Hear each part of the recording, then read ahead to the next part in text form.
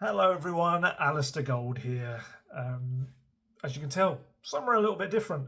I'm in Seoul, South Korea. Yeah, you can probably tell. No on-air sign, no blue wall.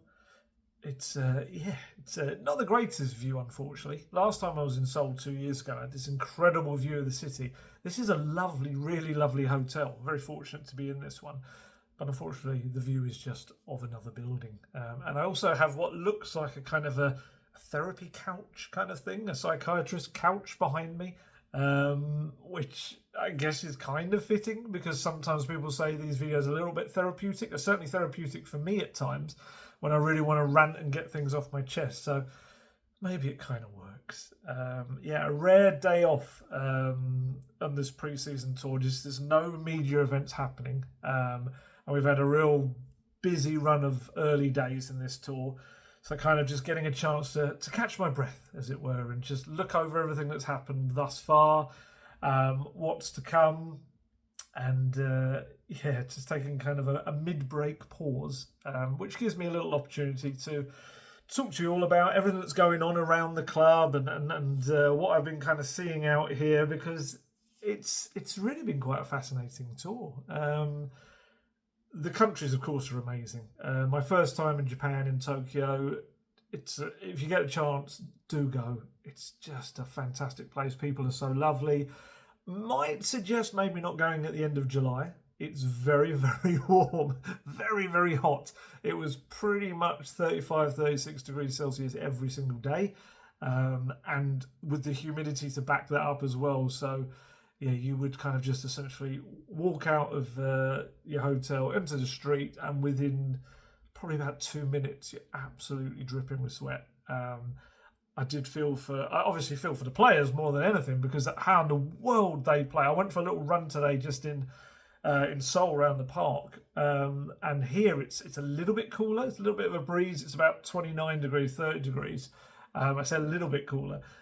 And just honestly, I was a wreck by the time I got back. So how in the world they're doing matches and training sessions in this kind of heat and humidity? Fair play. But even Ange Postecoglou on the sideline, he was absolutely drained. You could tell, as in terms of, I think all of his kind of bodily fluid, not all of them, but all of his sweat anyway, and certainly. Yeah, he looked hot on the sideline. Let's put it that way. I think he was desperate to get into the press conference after the match just to get into the aircon, quite frankly. But amazing places. I didn't get to see as much of Tokyo as I'd like because, like I said, it's been a really busy kind of schedule with everything, press conferences, interviews, and stuff like that. So I will certainly use that as an excuse to come back and go back to Tokyo on holiday with my wife. So she gets to benefit from that at some point.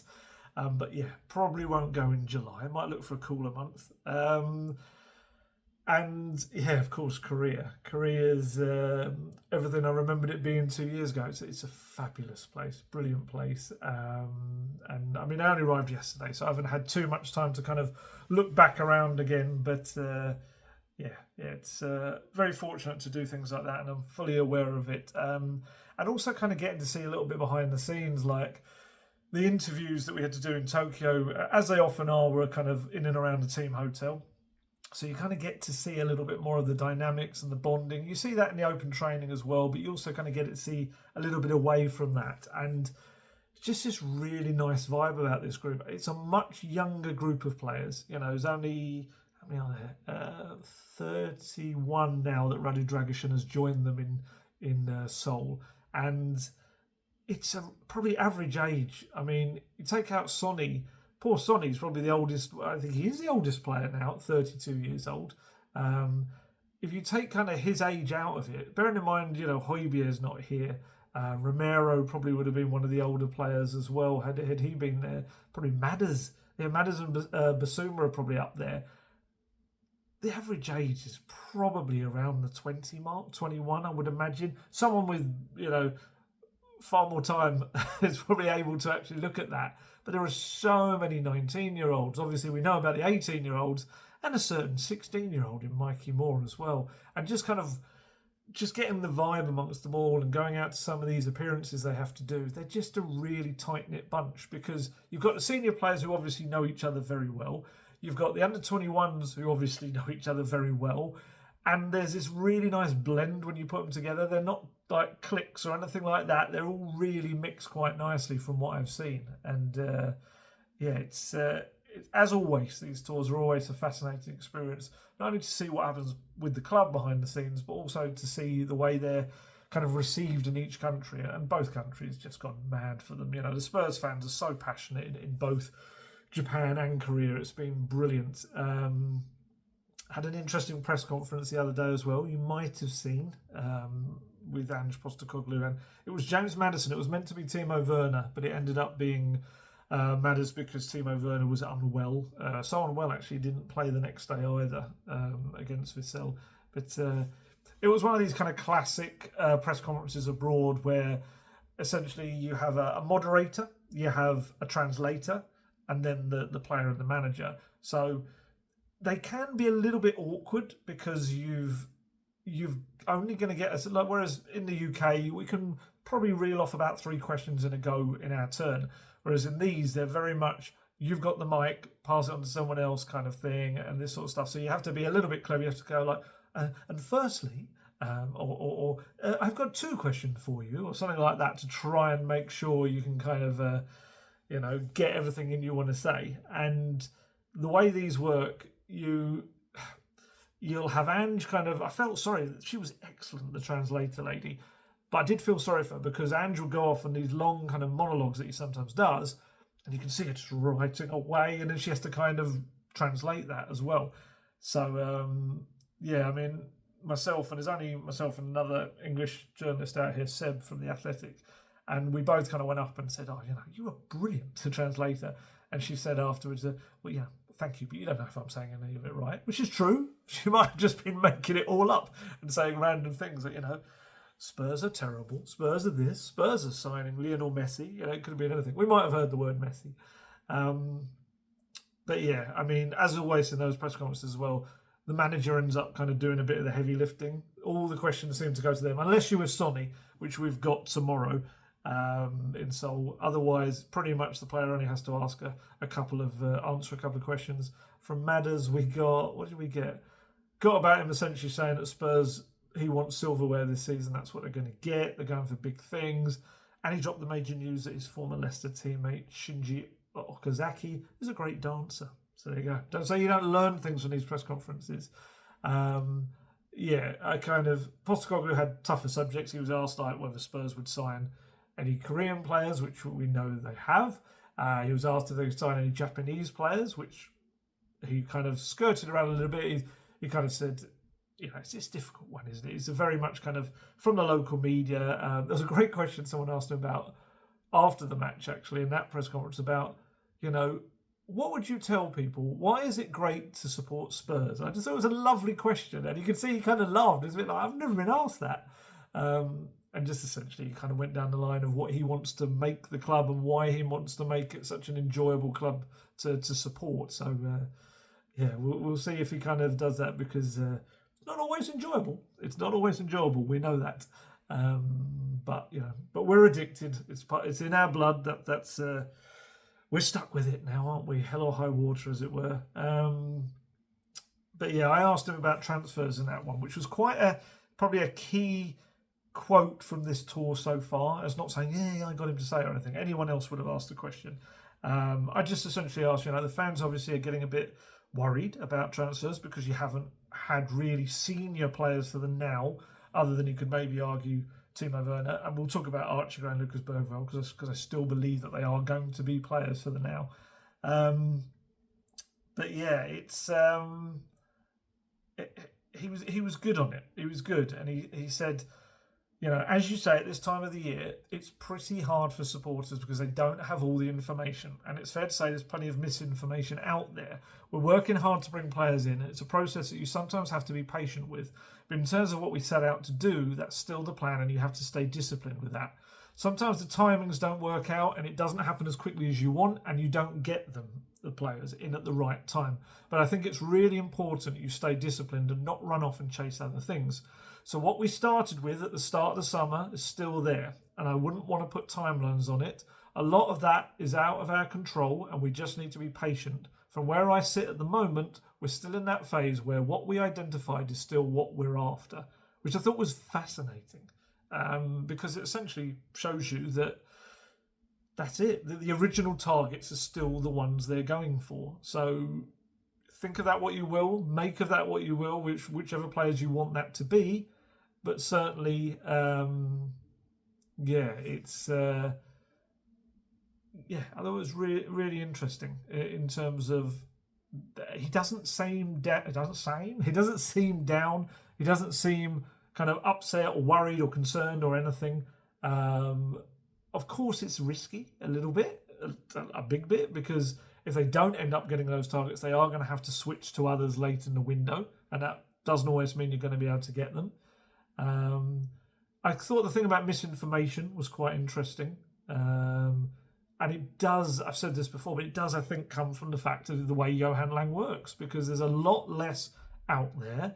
It's not the Paratici way of negotiating with 10 different players for every position. So most of the kind of links are there and they're out there, especially in the Italian media. And, I do feel like now we're seeing a lot more.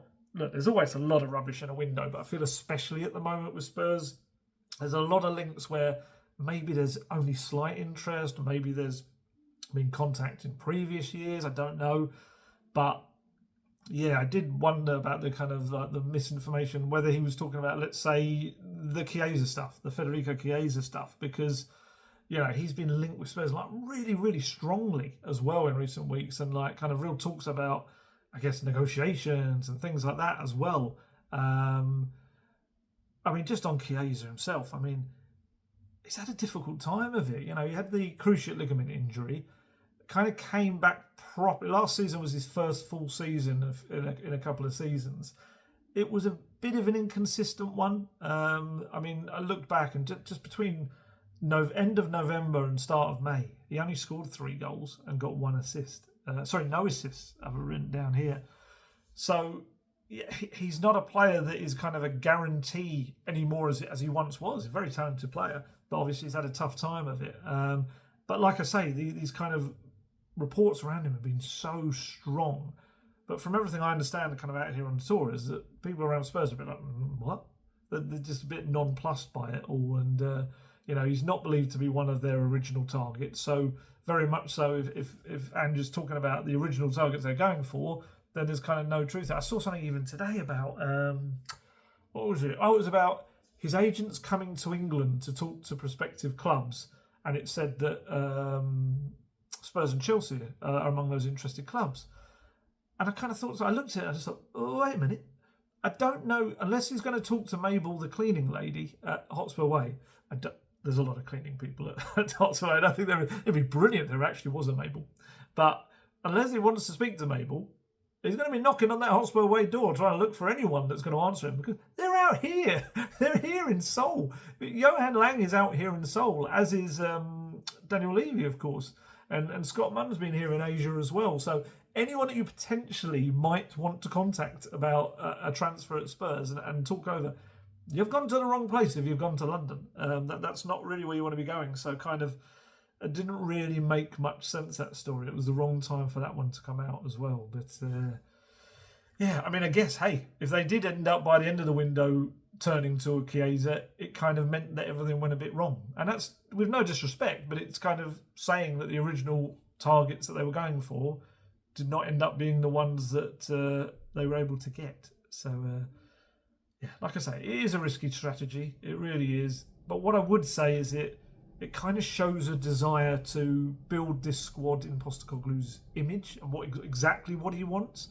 Even if it means being a little bit more patient, but trying to get the players that he sees as the best fits for the roles, because it is a very, how do I put this? Very, what's the best way to put it? It's just a system essentially that requires very, I can't think of the word. You're all probably in the comments going, Dumbo, who's the word? Just people with to quote Liam Neeson, a particular set of skills. That's probably the best way to put it. Ange Postecoglou will find you. And hopefully he'll sign you if he wants you. It's he doesn't seem unhappy. Like I say, he was in quite good form so far, to be honest. He's been kind of laughing away. He's that press conference, that pre-match one in Tokyo, he's laughing away the translator, telling her what a good job she's doing, enjoying the questions about kind of Japanese players and the Korean ones as well, and having fun with that. He took even greater delight in me getting cut off by the moderator. Essentially, I'd asked him 2 questions, and I was trying to squeeze in a third one for Madders. I just wanted to ask him a question as well, and yeah, the Japanese moderator just starts talking over me and goes to the next person, which is absolutely right. I was pushing my luck by trying to go for a third. I understand that. I've got no qualms with it whatsoever. It was quite right. But my goodness, Postecoglou loved it. If you watch back at the footage, it's about, I think it's 18 minutes and 44 seconds in, because I went back later that night once I got back from the training and everything. Oh my goodness, his face. He kind of looks across and he looks at me, looks at the moderator, looks at me, and then he starts going, and he's just loving it. He's like going, kind of like in your face gold. He just thinks it's hilarious. And at the end, he kind of, as he's walking out, he looks at me and goes, essentially, I can't remember exact words, but it's something along the lines of, I loved that. I loved you getting cut off, kind of thing. I was like, cheers. And then he turns to his press officer and said, yeah, that's what we need to do in the UK. Yeah, Ali only gets 2 questions, all right?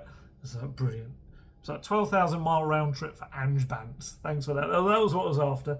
But like I say, if anything, it goes to show that he's in a good place. He's in a good mood. He's not kind of, I'm sorry to those who have heard me say this before, but I will always go back to the 2019 tour.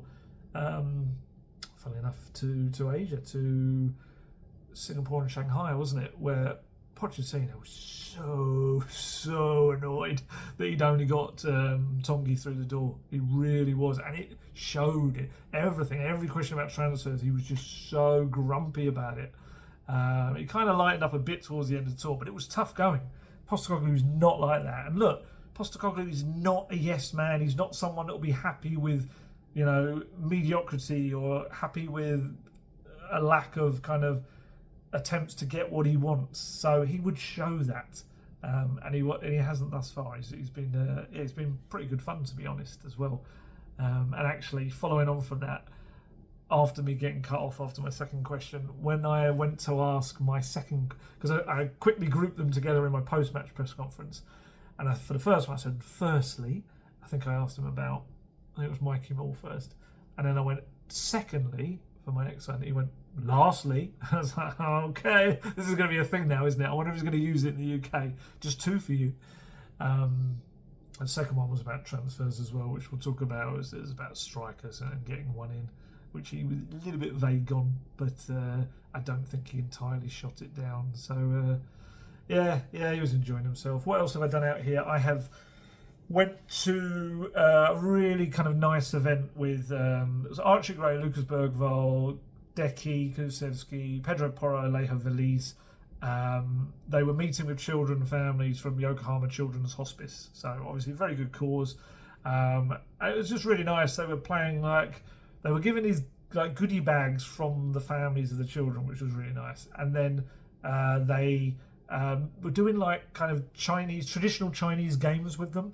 So it was playing with a bit of a, it's almost like one of those lanterns you kind of see, like made of paper kind of ball, which of course, being footballers, they ended up playing keepy-uppy with the kids. There was these cardboard cutout sumo wrestlers, which looked like a great game where you put them on a table and then a player each end would bang the table, or the kid would, and they would bang the table, and it's kind of making them knock together, and you see who falls out of the sumo circle and all this sort of stuff, or falls over. It looked quite fun. I was just there to observe. And yeah, as I said earlier, you can really tell this kind of family nature of this group at the moment. They're a fun group. They're kind of they were like 2 pairs of siblings in terms of Kulusevski and Bergvall, Porro looking after Veliz, and you had Archie Gray, who just kind of was able to mingle with all of them. That kind of the popular kid who everyone likes anyway. And yeah, it was really interesting to watch them, because Kulusevski is very much Bergvall's big brother. They have been inseparable on this tour. You just see them walking around together all the time. yeah, they are. And it looks like Porro's kind of taken Vissel under his wing. Obviously, a Spanish speaker as well, and I think Vissels's English is say it very much in its infancy. I can't complain. I can't speak Spanish at all. As people know, I've been trying to learn Italian via Duolingo. That wasn't a plug for Duolingo, by the way. It's just something I use. And Porro's English is getting a lot better. I wasn't there to interview him, but I did have a very, very brief conversation with him where I said, expecting an English interview with you at some point this season, and he was like, yeah. Like, I keep telling them I want to do it, because we did one in Perth last summer. It wasn't the greatest. I'm sure whatever he was saying was great. Unfortunately, the translator on the day was trying to do it simultaneous, like at the same time as he was saying it. It didn't really work. It was a very awkward interview that didn't quite, I think, get across everything Pedro wanted to say. So, yeah, he was very much like, and he told the press officer afterwards, like, we're going to do an interview. We're going to do an interview at some point, so I'm going to hold him to that. We're going to have to do that. But I did speak to, actually, just quickly on Porro. He is an absolute ball of energy. He doesn't stop. He is constantly kind of mucking around with the kids, making loud noises, jumping in the middle of other people's games. It was just, he just doesn't stop. He's quite fascinating to watch. He grabbed the photographer's camera at one point, and taking photos of everyone. He reminds me a little bit of, do you remember Gaza at the 1990 World Cup? There was this, Bobby Robson would say that they'd be looking for Gaza, and in between matches, like it could even be the day after a match or the day of a match, and he would be out playing tennis on the court in heat, like 2 hours of tennis, and they'd have to drag him in off the court. I can imagine Pedro Porro, probably more with paddle than tennis, but I can imagine him being like that. He just is a constant ball of energy, and maybe that's reflected in his fitness levels as well. But he's quite a character. Let's put it that way. Archie Gray is lovely. Archie Gray is the nicest, maybe the nicest 18-year-old I have ever spoken to in my life, or just nicest 18-year-old in the world potentially. Honestly, I spent about 10 or so minutes in his company, chatting away.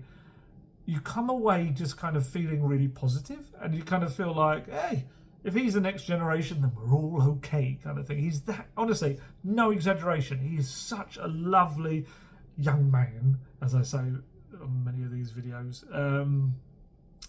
It's weird because he came through at Leeds with so much attention on him because of his family legacy, and he could quite easily be like a bit guarded and a bit wary of stuff like this, but he's not. He's delightful. He's like so full of enthusiasm. He's got this little glint in his eye. He laughs away at everything, and he's really good at giving you kind of what you want from the interview. He won't just kind of give you a quick answer. He will properly try to expand on everything he can. He's, like I say, maybe that's the side of it. He's, even just in this last year at Leeds, he's been very much used to doing it. I think he even said, didn't he, to Miles in a club interview that he likes interviews, which is not something that many players do. But he's a terrific guy. If you ever kind of come across him in life, you'll see that he's great fun. And you could kind of hear him as he was going away, thanking the press officer for letting him kind of do the event. Not thanking him for doing the interview, but thanking him for doing the event. And you kind of think, I'm pretty sure Spurs will be thanking you for doing that. You kind of, but it was just lovely because he obviously took a lot from it and being with the kids and all that sort of stuff. So terrific character. And his interview is up. Look on my Twitter feed. It's a really good interview. Not anything to do with me, but because of everything Archie says. He spoke about the decision to come to the club. He spoke about his family's involvement in that as well. His dad just kind of coming into his room essentially and saying, you have to do this. Just loads of stuff. We're talking about his best position, talking about his conversations with Postecoglou. There's loads in there. It's and Sonny as well. How Joe Rodon told Sonny that he had to look after him when they kind of switched clubs, and he's done that. He's been true to his word. his favourite players, favourite Spurs. His current favourite player is Sonny, but his past favourite Spurs players are interesting ones as well. So, like I say, go and have a little look on my Twitter feed. It's there. It's a decent interview. Also spoke to Lucas Bergvall. He's very good again as well as he was back in May. Although I would say, back in Stockholm, he was very confident, very kind of outgoing. He's in his world, I guess, and he was very good, and he gave me loads of really good stuff. I felt like this time a little bit more nervous, a little bit more kind of, I'm a Spurs player now kind of thing. And it was still good. There's a lot of good stuff in it. But I felt I had to chuck more and more questions at him to try and get more out of him, which is understandable. He is an 18-year-old thrust into a Premier League club and having to deal with it. But I did find it interesting, just kind of picking him up from his own world and plonking him into the Spurs world. And a big tour. He's never done a tour like this as well. And then he's got this kind of mug that he's seen in Sweden. Oh, him again. But we got enough out of it, I would say, of interesting stuff. He told me about his relationship with Bissouma on and off the pitch, which is quite interesting, and their work in training together, and how Bissouma spoke to him before. Do you remember I might have said in the previous video that you could see him and Bissouma speaking before kick-off and doing gestures? So I asked him what was that about, and he explained that. He spoke about Kulusevski being his big brother, and there's some really nice stuff on that as well. And yeah, just loads of stuff. Like I say, we stretched it out. He kind of started off a little bit kind of not cooler or anything, but just it was more like a normal 18-year-old's interview. It was more shorter answers, and then as we got on, he started to get back into the swing of it. So it was a good one, and that's absolutely not me critiquing anyone's interviews. I just have to do a lot of these, so I can tell, I guess, when a player is a little bit nervy and. Or maybe he just didn't want to tell me anything. It's absolutely fine as well. But no, it ended up being a good one. So that's out there as well. Check on my Twitter feed. And Kulusevski was brilliant. Kulusevski is a really good interview. Nothing to do with my questions. He just had a lot of interesting stuff to say. That currently hasn't come out yet as I'm recording this. So I'm not really going to say anything much from it, other than he speaks about his position under Postecoglou and trying to adapt a little bit to be his right winger, and spoke about Bergvall and spoke about a difference in training, which is quite interesting as well. That one I really kind of dug into, and yeah, tried to dig into a bit of his kind of the psychology behind Decky, because look back in his history, he's got a fascinating history. Like, he moved to Italy when he was only 15, away from Broma Poicana, and I think that shaped the kind of person he is. So yeah, that's very much thanks to him, a very good interview. That comes out at 11 p.m. UK time, which by the time this video comes out should quite easily, I think, with hotel Wi-Fi uploading, should easily be out. But just in case for some unknown reason it goes incredibly quickly, I'm not going to spoil any nature of it, because obviously that is to do with work. So yeah, have a look at that. That will be on my Twitter feed as well as soon as I've finish this video, but it's really interesting. So we've had those. We've had Matters was quite good. We've had a couple of Ange press conferences which have been good as well. Another one tomorrow with Sonny in Seoul, which is going to be crazy. Japanese press conference. There was probably about 20 people in the room. Having done one in Seoul before with Sonny, there it's going to be loads. I'm trying to remember how many were in the room last time. They had a massive conference room thing. They were maybe up to 60, 70, maybe pushing more than that journalists. They're probably going to be even more this time. And yeah, I mean, technically, it's probably even more to talk about now because we have had a transfer at Tottenham Hotspur. Not for the now, for January, but Min-hyeok is joining Spurs, as we've kind of I'm trying to think if I'd mentioned that on the last video. I probably didn't, but I did speak about it in the podcast with Guesty from Tokyo. So yeah, Min-hyeok is joining from Gangwon, subject to work permit and international clearance. It's interesting because there's two different spellings of his names out there. As Min-hyeok, which is Hyeok, and there's one with a U instead of the EO. From what I understand, his passport has the EO on it. So that's the one we're using. And you'll sometimes see it as Min-hyeok Yang. But as with Sonny, Son Heung-min, put the Yang first. So I'm guessing he'll be called Yang when he's at Spurs. Only turned 18 in April. He's agreed a contract until 2030. He will join in January, as I put out in the week. And yeah, he's had a brilliant maiden season in the K-League. Despite, like I say, he's only been 18 for like a couple of months, 3 months of it. He's got 8 goals, 4 assists in his 25 games so far. After the deal was announced, or was it the night before?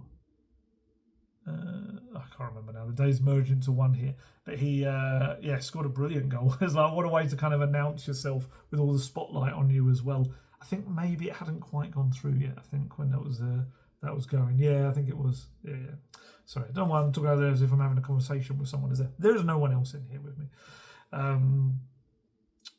So Gangwon has said it's the highest transfer fee for a player who went directly to Europe in the history of Korean football. We're not entirely sure of the exact figure. I've seen figures ranging from 7 million euros to 4 million euros. The Gangwon CEO, Kim Byung-yi, has said he can't reveal it as there's a secret clause. Korean media have kind of estimated the fee around the 4 million euro mark, the lower end. It could be that maybe there's add-ons, I don't know, which is why there's that 7 figure out there as well. Kim Byung-yi said, we can't reveal the transfer fee, but it was the highest figure for all Korean players, of any Korean player who moved to Europe from the K-League directly. So, yeah, very exciting young player. You can understand the Son comparisons in terms of his football because he's a winger who can play on either side. He's pacey, he can dribble, he's got terrific finishing ability. He's had an amazing maiden season. So he'll come in January, a couple of months after the K-League season finishes. And we'll get to see kind of where he's at. Looking forward to I probably won't have to ask Sonny anything about him because I'd imagine the Korean media will do that all for me. But it'd be interesting to know whether Sonny feels he'll be ready in January. Certainly the player is looking to be ready in January to start playing as quickly as possible for Spurs. But yeah, I mean, it's a step up. I mean, he hasn't played for the senior South Korean national team yet. I think he might even be for the under-17s is his kind of highest level at the moment. But he is kind of smashing it, for want of a better phrase, right now in the K-League. Let's see what happens. I think we'll all be watching him quite closely over the next couple of months. It's interesting because, like Bergvall, he's not on loan. He hasn't been signed on loan back. They've agreed a deal that will go through in January. With Bergvall, it was in the summer. So he is still a Gangwon player, and we'll see. Technically, he is in the squad for the Team K-League for Wednesday night here in Seoul. So we might see him immediately. That would be interesting because, what do you do? Does he play out of his skin against Spurs? Does he kind of really want to prove a point, or would he be worried about injuring a Spurs player? And or will there be direct comparisons between him and Son? There's kind of loads of little kind of subplots to it, which would be fascinating. And whether he plays, he is going to be one of these younger players in the group. May only get a couple of minutes. Who knows? But yeah, we'll see. He's certainly a very interesting prospect, and another one that I think the data has clearly has kind of showed that he's going to be potentially a star. And of course, if you're going to look at it from a marketing point of view, I think keeping the club within what has been a very lucrative kind of South Korean market, but also, they've added, I think we said this 2 years ago, Spurs did when we were out on tour here 2 years ago, they said that they'd done some kind of polling and everything. I don't think they'd asked everyone, but how these polls work, it's kind of multiplied, that 12 million of the 50 million plus population or something was counted themselves as a Spurs fan because of Sonny. So I guess, if you're a club and you can bring in potentially the next Sonny, as some people are calling him, You know, it's mad. He's only 18, so he's almost half the age. I mean, Mikey Moore is half the age of Sonny, which is just crazy. And Sonny's still got a lot left to give. Don't get me wrong. We're not saying Sonny's anywhere near that. I mean, he's been brilliant on pre-season. He's looked so sharp. But yeah, he is. If they can kind of continue looking for new talents, and especially across the world as well. Postecoglou's big, in bringing players across from the Asian market as well. He doesn't see any kind of differences in where you look for your kind of talent pools as well, pools of talent. So we shall see. We'll know more in January because ultimately we'll all be keeping an eye on him, but we won't know until he hits the ground, hopefully running in January. What else have we got transfer-wise coming up? We know Brian Hill is set to very likely say could maybe be announced. Might be announced today, possibly. We'll see. Depends whether it all gets tied up in time. Brian Hill going to Girona on a straight loan. Sounds like there potentially could be a little contract extension on there as well. It's just purely so Spurs don't lose his value because his contract ends in 2026. And I know there'll be some people going, why can't they just sell these players? Trouble is, it's barely played. He's barely played. So what sort of money you're going to get for a player that's played a handful of games for Spurs over recent seasons? It's not going to be a lot.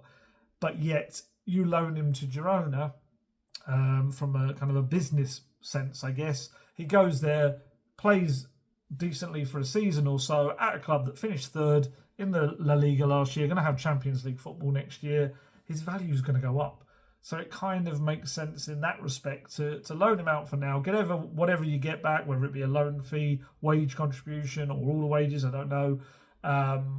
But then in 12 months' time, because let's be honest, Brian Hill's not going to sign a contract extension at Spurs, is he?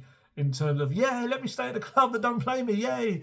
Unless there's a kind of a sense of a move in a year's time is going to come out of it. It may be that Girona buy him. So I kind of get it, although it just seems a bit strange from the outside. So that's another one that will head off. And I think I said this in previous ones. You can't argue with the fact they are clearing the decks. They very much are moving on players that Postecoglou doesn't see as part of his kind of group. Sergio Reguilón probably the next one. And then you've got someone who I think would be fine to be part of the group as he was last season, but you'd imagine heads off is Emerson Royal. Lots of noise still around Milan and all of this, and we're going to meet, and they're getting closer. All of this sort of malarkey. Unless Milan actually choose to speak to Spurs and put in a bid that's not actually going to happen, and make a decent bid, I feel it will probably happen. That seems to be the sense. But at the moment, it's just very much noise coming from the Italian end. They've just, we know what the Spurs valuation is. It's 20 million euros at least. And I think we're just in this stage where there's lots of posturing. Emerson wants to go to Milan. You can see that he's spoken very highly about them when asked in interviews back home in Brazil. And they've just, it's something that we see with all clubs. It's something we see with Spurs when they're going for targets. Kind of essentially pay up or shut up, really, isn't it? A lot of noise, but actually not a lot of talking really going on to try and get to the right figure for Spurs. I think it's probably at the stage still where so much is going through intermediaries. I think it's Emerson's dad, I think, is part of all of that as well. But actually, club to club, I don't think there's as much as probably is being put out there, if at all. They've just got to come in. Who knows? The way transfer window works, by the time I get to the end of this video, they may have finally slapped in the bid that does it. But so that's that. And obviously we've had a match as well. Vissel Kobe, 54,255 fans there. It was brilliant. It was like sitting in a sauna watching a football match in your full clothing, which no one would ever choose to do. As I said, I still have no ideas how the players managed to do it. It was remarkable.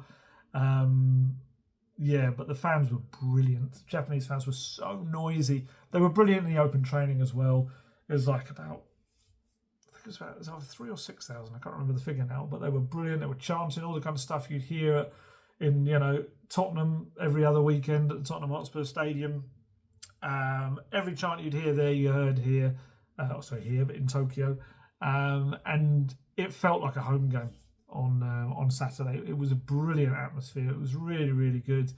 All the supporters, loads of them had fans to kind of fan themselves down. I saw one amazing one, which I should have asked. I wanted to take a photo of it. I didn't ask to. It had Ange Postecoglou's face on it, but with cat ears. It was just like, what? There seems to be a lot of that in Tokyo. I noticed that kind of, especially kind of girls sometimes, or maybe it's like an anime thing perhaps, of kind of wearing like cat ears and dressing slightly like an animal. It was fascinating. It's like a very kind of different kind of world to me. And yeah, so they had, I'm sure people could explain it far better to me. But yeah, so there's this fan with Ange Postecoglou's face. I just imagine, I really wish, if I could have found one for myself, I would have got it. And can you imagine just sitting in that press conference as he's trying to give me his banter and me just going like that with a fan with his face and cat ears. And it had whiskers as well. That would have been, that was amazing. I might try and still see if I can source one and then have it at the first Premier League press conference of the season, just to really see what his reaction would be. I don't know if we're at the stage yet where he'd sit there and laugh, or whether he'd just go, "What are you doing, you fool?" But yeah, it was madly hot, and some of those players, the under-21s, had played a behind closed doors friendly on Thursday night against. Sorry, I'm kind of adapted now to time-wise, but I still have no idea what day it is.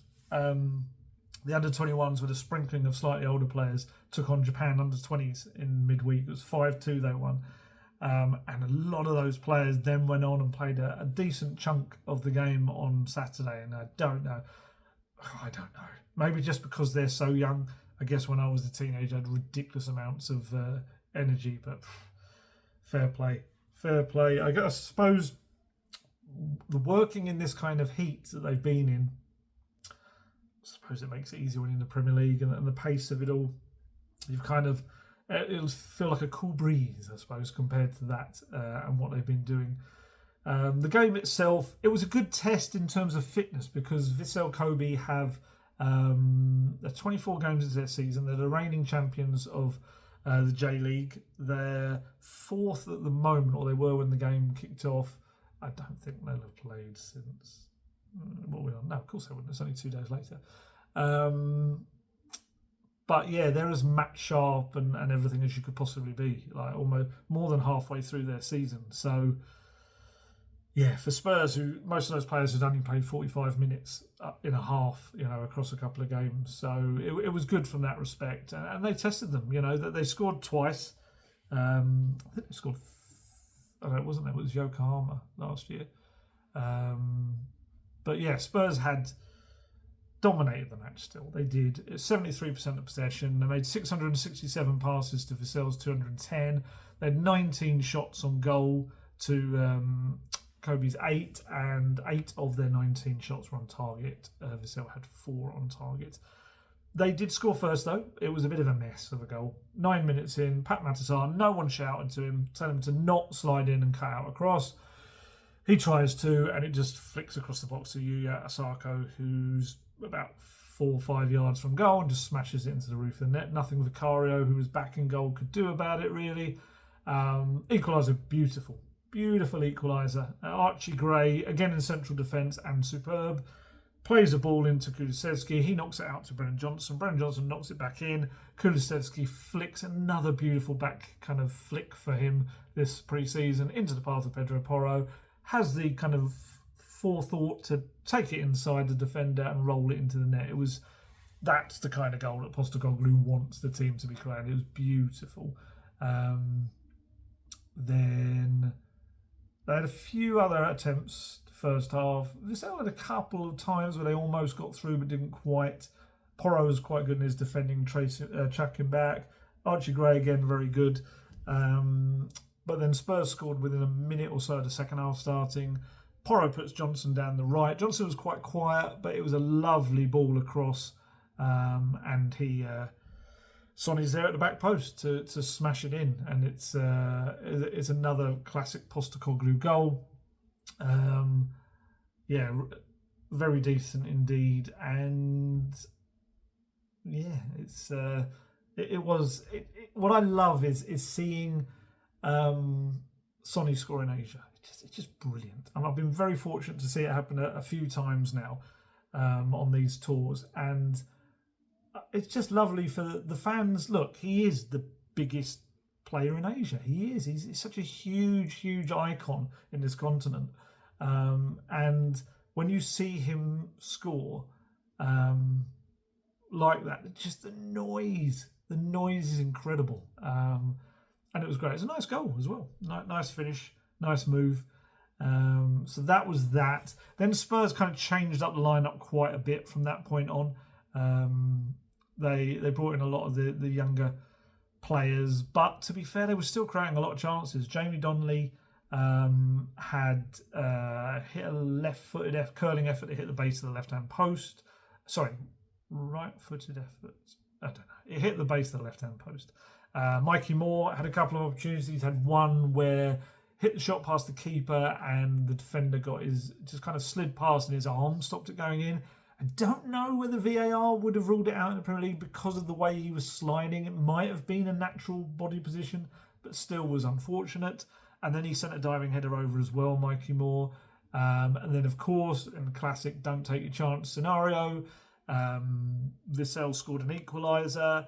Yeah, a bit of a scrappy goal again. Jean-Patrick too easily got inside Oliver Skipp. For me, I thought Oliver Skipp was played pretty well again at centre-back to begin with before moving into midfield. But it was a little bit weak in the challenge and he kind of got away from him and then his shot was deflected off Emerson Royal. I went into goal past Brandon Austin. But Spurs were not done. Those young players, despite their efforts, kept pushing, kept going on. And it was another nice kind of goal, another classic Postecoglou goal. Ball, I'm trying to think who played the initial ball. I can't remember.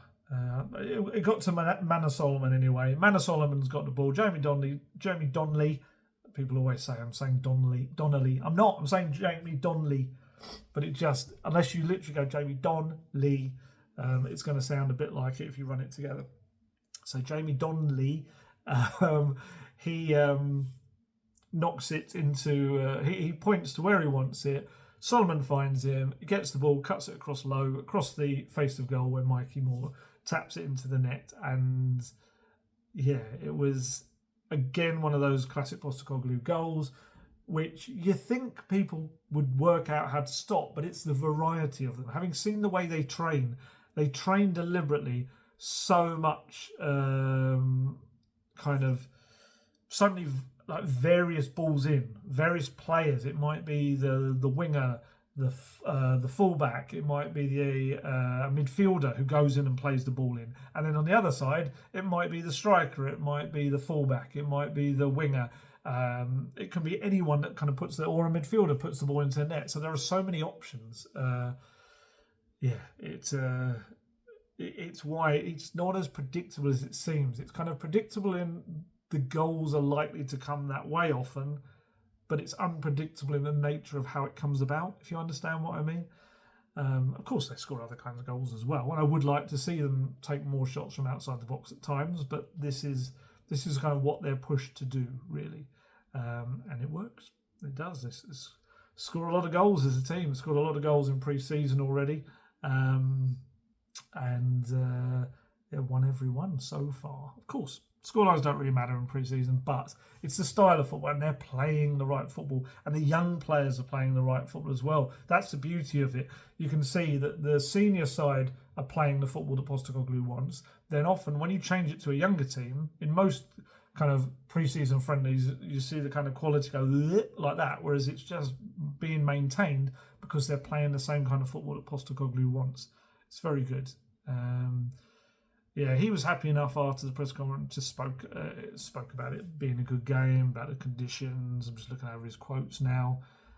Just pleased that the supporters got entertained. Spoke about our supporters and just how brilliant they were.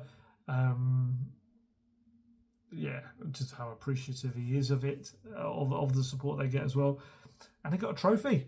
Spurs go, hey, won a trophy. There's one for the cabinet. Because technically it is the J-League World Challenge. It's a competition that's been running for about 7 years where clubs in Europe come across and they'll play the reigning champions of the J-League. And so, yeah, there was a little trophy. It's like kind of almost like a plate more than a trophy, but it's a trophy. Stick it next to the Audi Cup. It all counts. The ceremony was a little bit of a muted affair, but I did think it was quite amusing that Richarlison, who wasn't available to play, he was really enjoying himself with the trophy. He was taking selfies with it, calling himself the MVP, I think, at one point. And there was one point where he was on a security cart with a K-pop band with the trophy in his arms, which was a strange moment. I'm guessing Postecoglou will want a real, like a bigger trophy, let's say, and more of an open-top bus than an electric cart. But yeah, hey, can only beat what's in front of you. What we got here is more. That was just more Chiesa stuff. Lots of money, it sounds like. Lots of money for the for if it's true, of course, if it's true. But looking for a lot of money for the whole deal and representatives by going on that report. But like I say, I've said my bit on Chiesa. I don't need to keep hammering that home because I know people don't like to be told if a club aren't getting a player they want. Like I say, you never know. They might end up not being able to get their targets. It might be someone to look to. I still don't entirely know if he absolutely fits the system, but I don't know. And as I say, it's whether it's the same Chiesa that he was pre-injury or not. He was fantastic. I remember watching the Amazon All or Nothing, I think, on Juventus, and watching him in that and just what a talent he was. Obviously watching him in normal games anyway, but that was quite interesting to see him in that. So yeah, I've spoken about the young players. It has been fascinating to watch them kind of grow. For me, this has almost been, if you take a theme from each, sorry, I'm starting to get a bit snotty because of the aircon in this room. If you kind of look at a theme for various tours, like last one just was dominated by Harry Kane talk. It was, and you had the silly shirt incident in Bangkok as well in the press conference. For me, this one has kind of the theme has been the young players for me more than anything, and that includes the two new boys, Archie and Lucas Bergvall. But also those young players that have come along, because it's just an exciting group of teenage players. And I know the old adage, you can't win things with kids, but famously that quote led to a team winning things with kids. And like I say, I just love the fact that these players will play with each other. They play each other in the under-21s, had an incredibly successful season, winning Premier League 2, winning the playoffs after as well. And you can just see their togetherness out there as well. It's just great that they're all playing the Tottenham way as well. I said this before, but the way the academy now syncs up, when it didn't under like Conte, Mourinho, Nuno, and people like that, it feels like I've said it before. It's easier to progress and play for the first team if you're playing the same football you were in the academy. It's not rocket science, which again makes that whole period so mad. I still don't understand it. Very, very odd. But there you go. But yeah, no, for me, I know Mikey Moore will get the headlines, and understandably so. We'll have a little chat about Mikey in a moment because it's just ridiculous. 16 years old, doing what he's doing, scoring as many goals as he's scored in his pre-season, and looking every inch like he belongs in this Tottenham Hotspur first team squad, which is brilliant. He's a child. His age, he's 16. He's a child. It's not me being patronising. His age states that he is a child. So that's fantastic. But for me, I really felt like on Saturday's game, the young players that stood out for me, other than Lucas Bergvall and Archie Gray, Jamie Donley, and Alfie Devine. I thought they were brilliant. Bearing in mind Donley, I'm putting so much focus on saying that name right now, it's actually giving me a headache. Playing it as a left back when he's an attacking midfielder / forward, definitely more of an attacking midfielder nowadays. But he's put so much effort into trying to take any opportunity he can and being a left back. And because of the Postecoglou way of being an inverted fullback, we saw Skippy kind of do the role towards the end of last season for a couple of games, and it was fine in the defensive side of things, although obviously dealing with a wing is a very different thing. But actually, maybe more in the midfield area, he didn't have the attacking side of the game. Whereas at least with Donley, he has that ability to. I would say he's one of the best passers at the club. That's just going on, seeing him so many times for the under-21s and the clever balls he threads through and carves out nothing, his radar. I think, when you put him in that position, of course there's a defensive side to it. It's been tough and he's had to get used to that, and he's probably had little bits of ups and downs in games. So overall, I think he's done incredibly well for someone, a 19-year-old trying to fit into a very alien position to him. I think what you get from him when he's in the opposition half is terrific. And we saw that with the goal. We saw it with a few other moments where he was trying to set things up. Not only did he hit the post, he tested the keeper with an effort from range, which forced him into a bit of an acrobatic save. I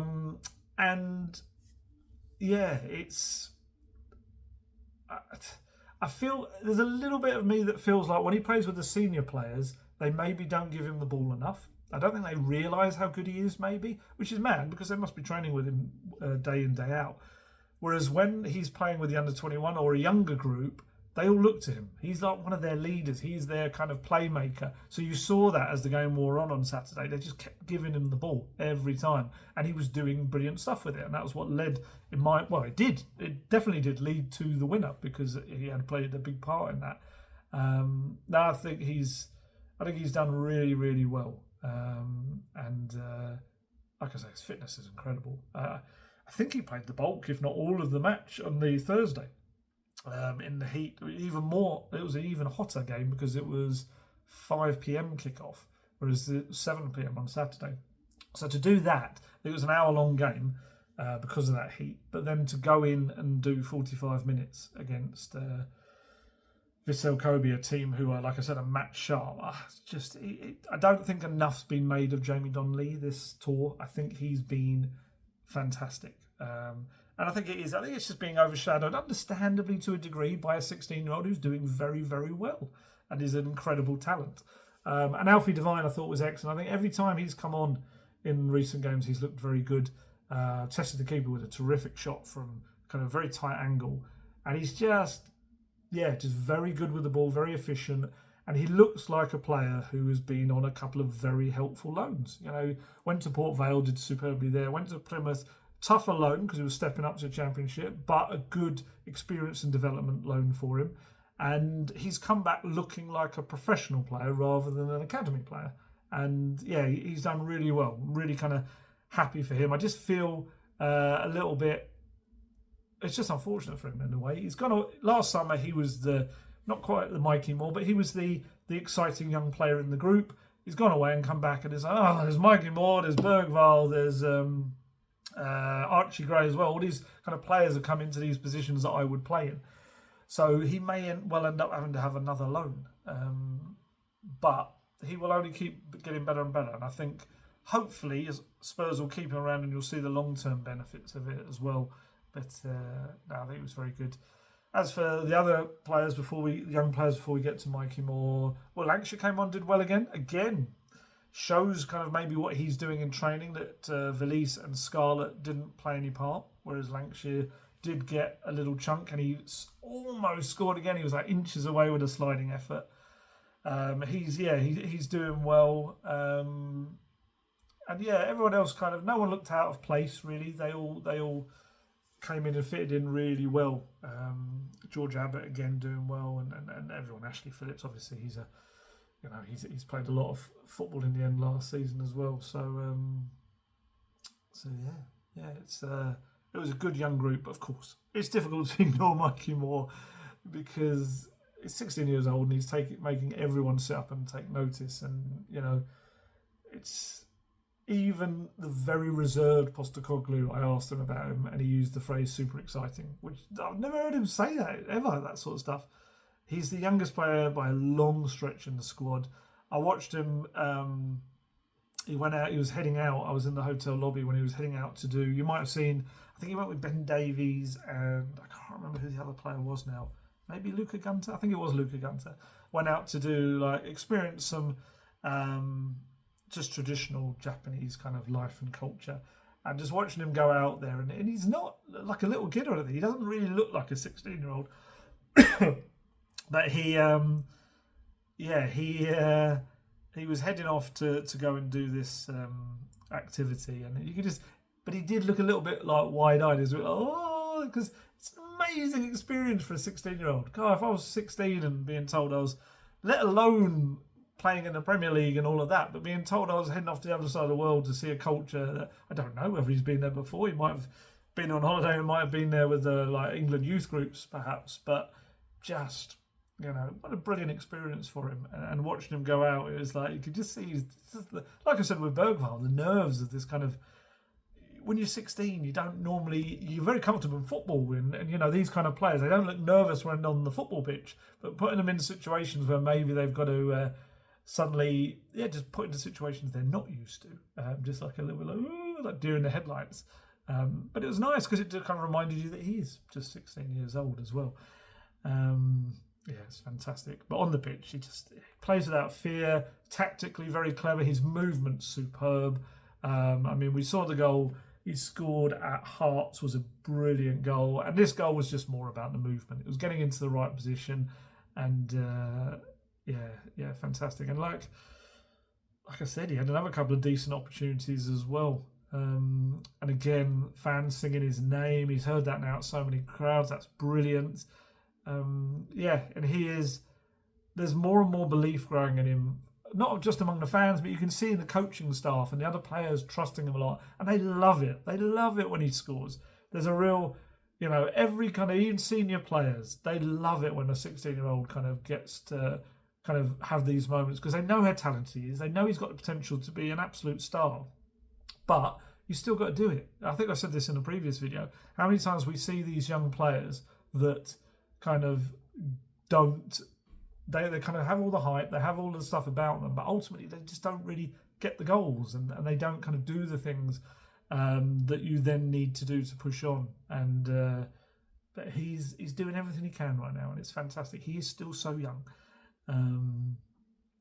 So I asked Ange about him because obviously we do live in a world now where you see these 16-year-olds out there in the world game, winning European championships as well, and that kind of creates even more of a push, I think, for any young player now to get a chance. And then obviously Mikey is a very talented one, but I just wanted to know really how he's looked in training, how he's fared being among the group now for a sustained period of time because he was with them for the last few months of the season.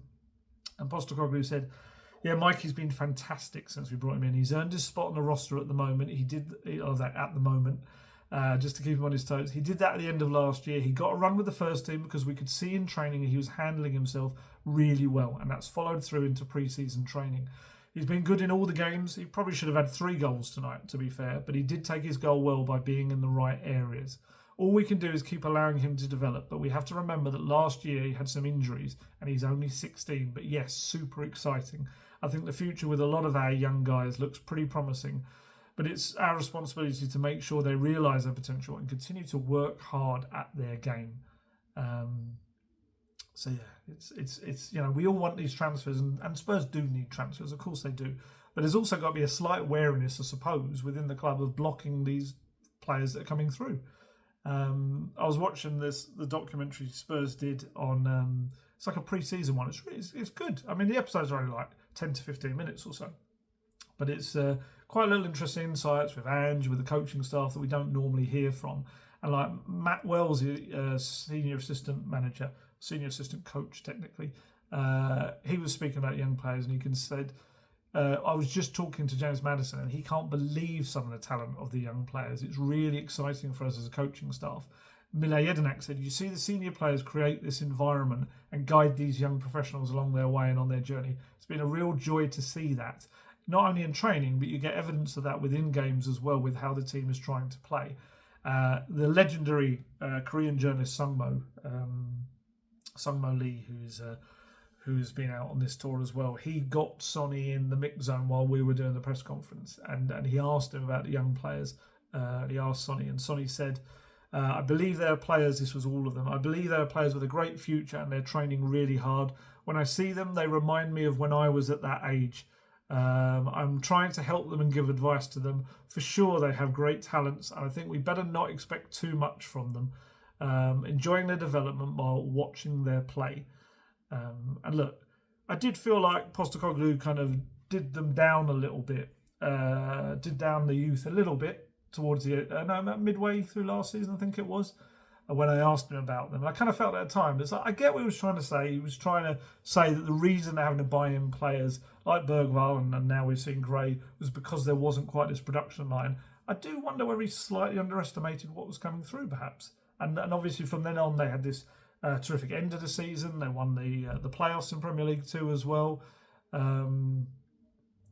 So yeah, it's. I think they're a bit better than he gives them credit for. And yeah, it's.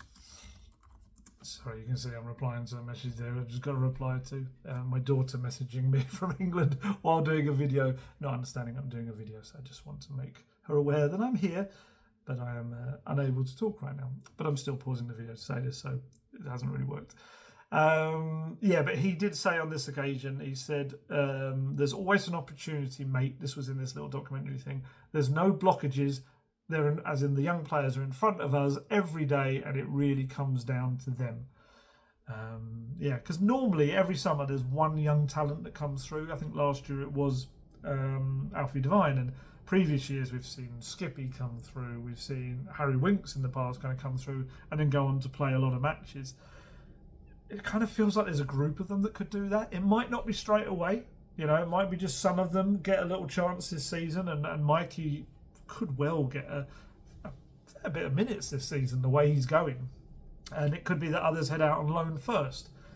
But it's a good group. It is a really good group, and yeah, it's been great to see them kind of doing what they're doing right now. So yeah, it's one of the exciting bits of it all. I really like. You know, I cover a lot of academy football. I enjoy academy football.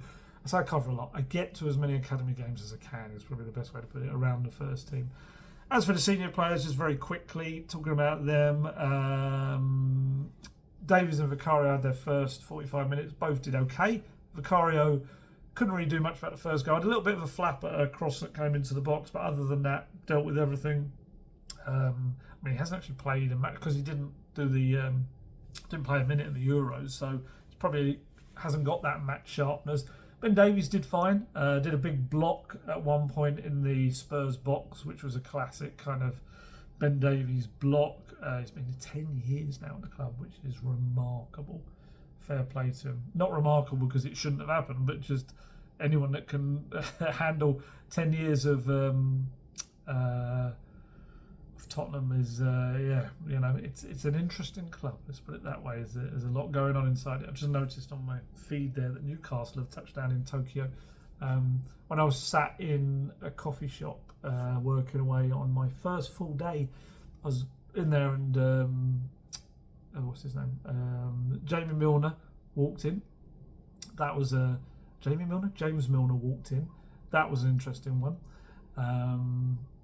And he was with, I forgot the goalkeeper's name now. But essentially Brighton are there, and various of their players started to come into this well-known franchise coffee shop, which had Wi-Fi and a plug. So I was working there, and it was just very strange looking at James Milner, looking across, and both of us going like, bleh? He was probably thinking like, what? What was it? This random guy who clearly is not from Tokyo, sitting in the corner typing away. But don't worry, James. I'm not writing anything about you. But yeah, he was getting a lot of attention. There's a lot of Brighton fans. Obviously, Matoma at Brighton is a terrific player, and there was a lot of Brighton shirts as I was walking around that day. But back to Spurs and the senior players. Thought Pat Matasar had a little bit of a shaky game. I think that early moment dealing with the cross and no one. To be fair, it wasn't all his fault. He should have had better communication. I'm glad you might hear it. The aircon's just kicked in. It was starting to get a bit warm in the room. Pat Matasar got a little bit kind of shaky at some point. Some of his, even my words were shaky. His passing was a little bit askew at times, but yeah, he looked all right as the game wore on. Second half, we got to see the Saar Gray Bergvall axis in the middle, which was quite exciting to see for a little while. So yeah, it was okay. He was okay. I wouldn't say it was dreadful. He was just okay. Brennan Johnson was, like I say, very quiet apart from being involved in both of the goals. That's kind of what he does. He can kind of drift out of games and suddenly has a big say in them.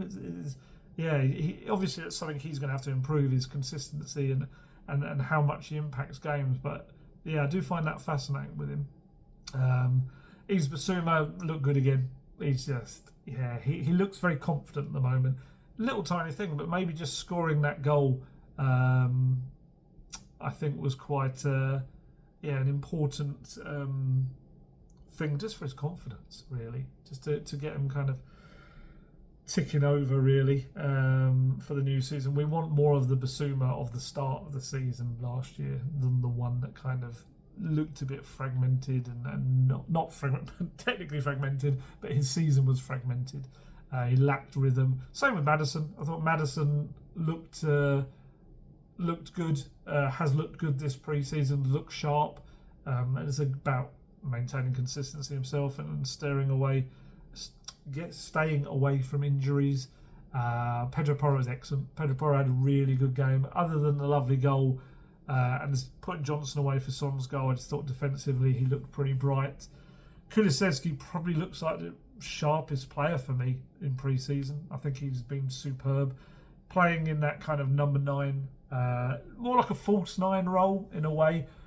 I do think it suits him quite well, especially the false 9 side, because I don't think he's going to be a natural goal scorer. He'll come up with goals in big moments, but I don't think he's ever going to be like a prolific goal scorer. But certainly playing as a false 9, his movement's very good. He's very strong. He's not going to win balls in the air. It's weird because he's a big guy, but he's not really an aerial presence. I know he scored against Man City, but it was off his shoulder, wasn't it? It was not like, the perfect kind of header thing. I don't think he really wins a lot of aerial balls, but he does fight, he battles. He's got great fitness, good touch. So I do think he kind of works in that role. But another good assist for him. I just think it just looks so sharp. I think that's the key for me. Archie Gray looks superb. Archie Gray, even in defence, you can just tell when a player is just another level of quality, when you can put him anywhere on the pitch and he just absolutely nails it, and he looks so good on the ball. He's got such a clever football brain for an 18-year-old. He is just, his DNA is football. As you'll see in the interview, if you read it, that I did with him, Archie, his granddad was an amazing player, won the European trophy, European Cup. His dad was a terrific player, or certainly played a lot of football, international player. His great uncle, I think it is, Eddie Gray as well, obviously been there and done it too. So it's he's going to be some player. He really is. There was one moment where he made an interception high up the pitch and he laid it off to Sonny, who curled a shot over the bar.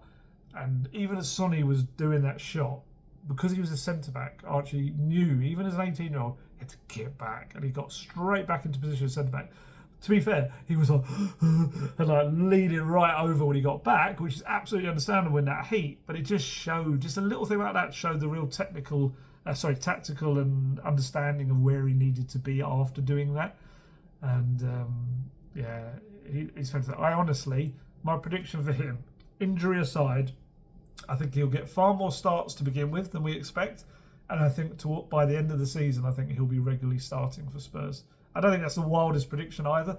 I think unless you kind of really try to do down because he's an 18-year-old, I don't know.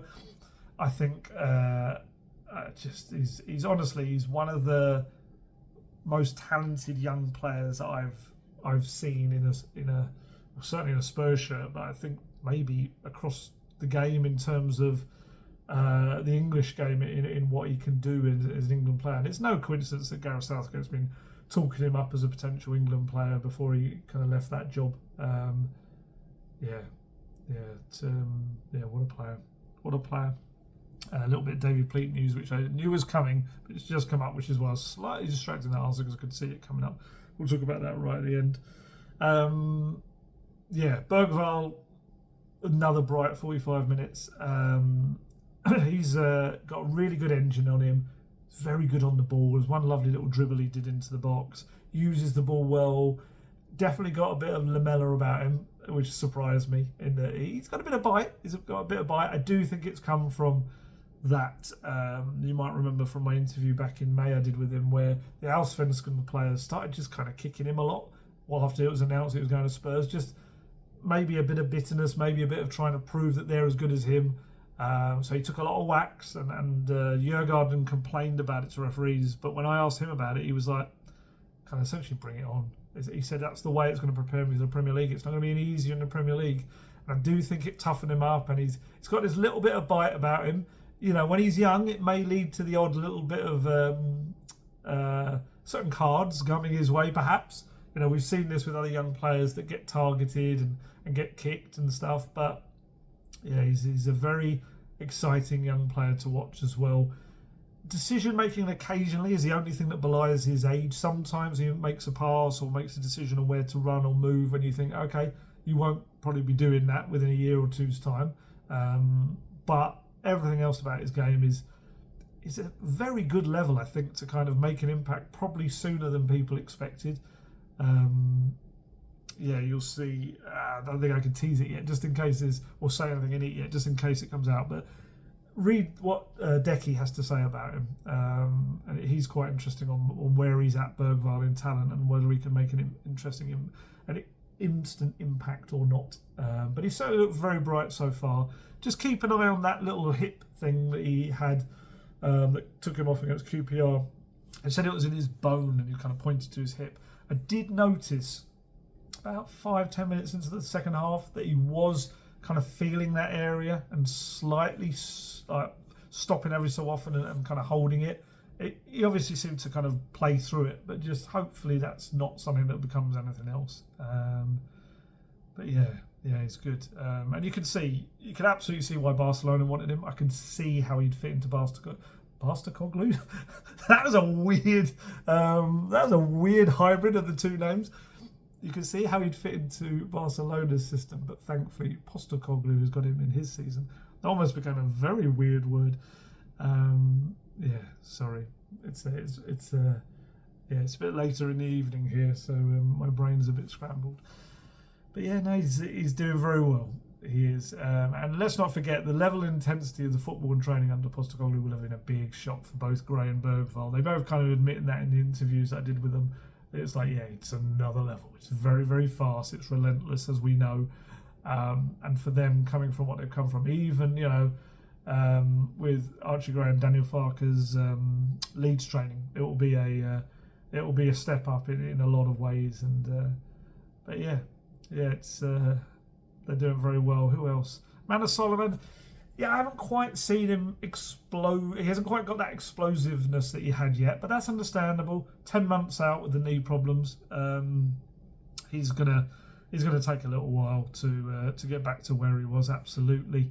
Obviously, was involved in the goal, but just maybe hasn't got that danger, that threat that he quite had yet. But hopefully that will come the sharper he gets. I mean, if he needs to look at being dangerous, just look at Sonny. The man he replaced on the left. Sonny, again, so good. Could have had a couple of goals. Got one in the end, which was lovely. And Sungmo asked Ange after the game, actually, about, because he's been playing on the left wing and he was training on the left wing, was that a sign of where we'd maybe see Sonny this season? And Ange said, Sonny did well today. He scored playing left wing. He scored when he's in the middle. There's only one Sonny, so I can only play him in one position. So depending on where we need him, we'll play him there. He started pre-season really well, and I'm pleased for him that he could get a goal, because I know for him, he's popular wherever he goes, but particularly over this side of the world. He's a bit of an ambassador for Asian football, not just Korean football, and I'm sure he gave a lot of people that admire him some nice moments tonight. Like I say, I think the main thing that Postecoglou will take from it, that the team, it feels like from top to bottom, the team are playing his football now, and that's such a key ingredient. again, look at the Kulusevski interview and look about what he says about training sessions under Postecoglou this pre-season, and you'll see how that feeds into it. I can't really give too much more away of that because it hasn't come out yet. Knowing the Wi-Fi speed, probably compared to my home one, this is probably going to take much longer anyway, so it will come out after that piece comes out. But yeah, I think the larger coaching setup has helped a big time, because you've got Nick Montgomery, who's a very disciplined man. He really is pushing the players. You've got Sergio Mundo, who's a very clever guy, also very disciplined because of his years in the army, but he just speaks so many languages. I mean, you might have seen it if you've watched that documentary. He talks about it. He speaks so many different languages that he even can speak Wolof to a certain degree, which is the most widely spoken language in Senegal, which means he can speak to Pat Matissar as well, because he spent 2 years living in that country. It's just incredible. With Central Coast Mariners, both Montgomery and Raimundo were known for like really fast pressing attacking football, so that fits nicely into the Postecoglou ethos. Matt Wells has apparently taken very well to his assistant role with real gusto. And of course, Ryan Mason, Mile Jednak know the Postecoglou way now. You know, they've spent a year in it. So, it feels like, certainly with the team and the coaching off the pitch, it's all fitting nicely into place. Now it's just about getting more new faces, I think, into that mix. We also had this week another more talks and report about talks about selling a stake in Spurs, the club doing that. It's just kind of the same as what we've seen since April, when Levy in his statement essentially said exactly that they're in talks with prospective people about selling a stake in the club in order to bring more investment into the club, which they need. Latest report suggested the club's valuation at around 3.75 billion, which is less than Chelsea. But of course, that means that any minority stake, whether it be 10%, whatever it may be, has to reflect that valuation. I think it's probably coming around again because Amanda Staveley has left Newcastle and is reportedly looking for another club to kind of have a consortium to invest into. So, yeah, we'll see. Maybe there's a new bunch kind of on the horizon, and maybe that leads to something. Spurs do need the extra investment. Of course they do. They can put it towards funding the team. They can put it towards Postecoglou's kind of transfer targets. The stadium is bringing you a certain base level in now, but the more investment you get in, the more you can spend. It's not rocket science, so of course it would be a good thing. Spurs have declined to comment on the latest reports, but to be fair, that's what they've done every time, because there's been a load of these talking to new people reports, but eventually one of them is going to come to something. One of these sets of talks is going to come to fruition, and we'll see some more money injected into the club. I was going to mention about the I asked him about, after my Mikey Moore question on Saturday night, I asked him about, obviously having to play Decky up front, Richardson's still out injured, surely kind of you need a new striker's coming through the door over the next couple of weeks.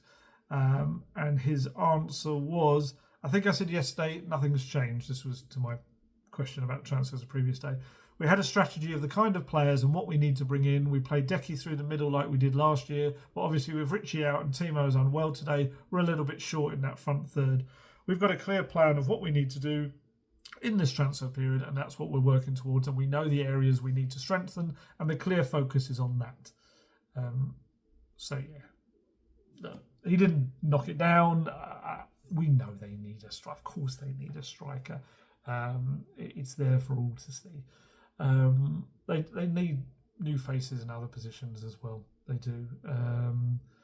And that will come. I do think Gray and Bergvall are bigger deals than people actually give kind of credit for. I do think they are going to be very good players for Spurs this season, despite their age. And I think Timo Werner will contribute as well. But of course, there's more to come. Of course, there's more to come. There really is. It'd be interesting to see whether it happens while they're over here. Of course, Lang and Levy can still do deals while they're over here. That's the way the world's all connected right now. So that's not to say it won't. But we'll see. Like I say, he just doesn't seem too concerned about it. He's looked in good spirits the whole way. They arrived at Seoul yesterday with 2,000 fans at the airport, which is just incredible. I think if we see him starting to get angry, then it's time to panic. But while he's not panicking or getting, no, he wouldn't panic, but while he's not getting grumpy and annoyed about it all, then it seems to be absolutely fine. But I don't know. Yeah, I can't imagine Postecoglou is one of those that stands in front of a burning building going, "It's okay, it's all fine." So yeah, he must be. Well, as he said himself, people on the outside don't know exactly what happens inside. So that's fair. That is. But like I say, it just feels like the decks are being cleared at the moment. I do feel like that. I feel like they're getting the players out the door that he doesn't want. I've said before, the wage bill is coming down enormously. You know, Højbjerg leaving, that's another big chunk off of that too. It just feels like that, with the talk of potential investment, of course, that keeps rumbling on. It feels like it's leading towards something considerable to back Postecoglou. That's my hope. We'll see. We'll see whether it's actually realised, because let's be honest, it's the least that can be done for a man who's given the club their identity back again. You know, they needed him. They did. Yes, last year wasn't perfect, but yes, it was an improvement on what had come before. And we, as I said before, second seasons under Postecoglou are always the next level. And again, look at Decky's comments on the training to kind of see why that looks like something that's going to come into it. So yeah, the least you can do is back him with what he needs in this window, and hopefully that happens. So yeah, very quickly on David Pleet, because I was going to talk about it if it was announced before, and it has been announced before the end of the video. After 2 decades of association with the club, David Pleet is stepping back from his duties at the club. He's been involved with the club. Obviously, we know as a manager and caretaker manager over the years, but he is also over a recent decade, past 2 decades, has been involved in kind of looking at young talent coming through. Obviously played a big part in Delhi coming to the club. And I think he's just one of those trusted voices that Daniel Levy and others within the club have listened to. But he's now 79 years old. And yeah, I mean, we've got some quotes here very quickly. Daniel Levy said, "I should like to thank David for his contribution over so many years and in so many ways. He had and continues to have an encyclopedic knowledge of the game and players. I know he'll continue to enjoy watching our games at all levels." And David Pleet himself said, "Football is my life and continues to be. Spurs have been a huge part of that. However, the game and its methods change, and it's time for me now to step back from my scouting role. I look forward to watching the club have great success in the coming years. I hope to continue my association with the game." God, yeah, he was appointed manager in 1986, so long ago. His first season, 3rd place at the FA Cup final. Yeah, because he left. It wasn't that long after. It was 1987 he left. Then he came back as like the first director of football the club had as well. 3 occasions he's been caretaker manager. I didn't realise it was that many. Wow. And yeah, he's been with the scouting department since 2010. So there you go. And yeah, I guess it's all about data and analysis and all this sort of stuff now. Yeah, he can enjoy his. If he is going to fully retire, maybe he goes somewhere else and does scouting for them. But yeah, there you go.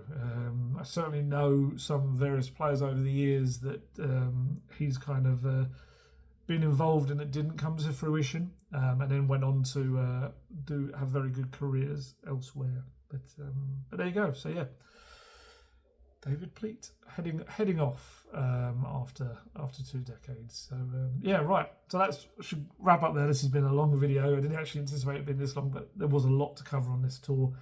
Yeah, it's been fun. It's been busy so far, and still, I think we're only about halfway through. 2 games to come. 4 Postecoglou press conferences. I think I'm getting to sit down with him as well later in the week.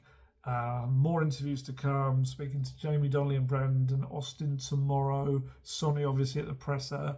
I think I've got Vicario and Udogi interviews coming up. I'm hoping to grab Dragishin if possible. Hoping to talk to Maddison properly, because we didn't really get to because I was cut off.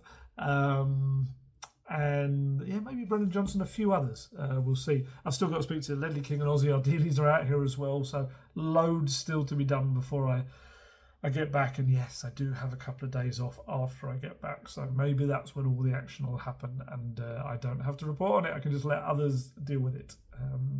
Yeah, not long, only about 4 or 5 days or so. I'm back for the Bayern game. But there you go. Right, time to head off. as it is getting late here, and yeah, hopefully some more interesting developments to come at Spurs, positive ones in the days ahead. But time to head off. As always, stay safe, even stay healthy, and I shall catch you later. Goodbye.